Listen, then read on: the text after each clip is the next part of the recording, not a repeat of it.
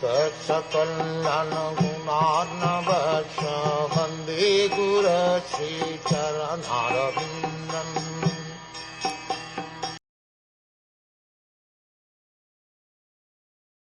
Please tell me whether Akrura, the son of Shvafalka, is doing well. He is a faultless soul surrendered unto the personality of Godhead. He once lost his mental equilibrium due to his ecstasy of transcendental love and fell down on the dust of a road which was marked with the footprints of Lord Krishna. When Akrura came to Vrindavan in search of Krishna, he saw the footprints of the Lord on the dust of Nandgrama and at once fell on them in ecstasy of transcendental love. This ecstasy is possible for a devotee who is fully absorbed in incessant thoughts of Krishna.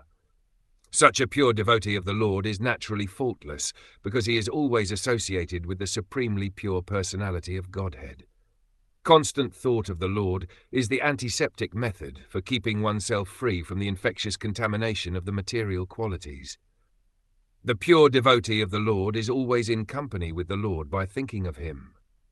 Yet, in the particular context of time and place, the transcendental emotions take a different turn, and this breaks the mental equilibrium of the devotee. Lord Chaitanya displayed the typical example of transcendental ecstasy, as we can understand from the life of this incarnation of God.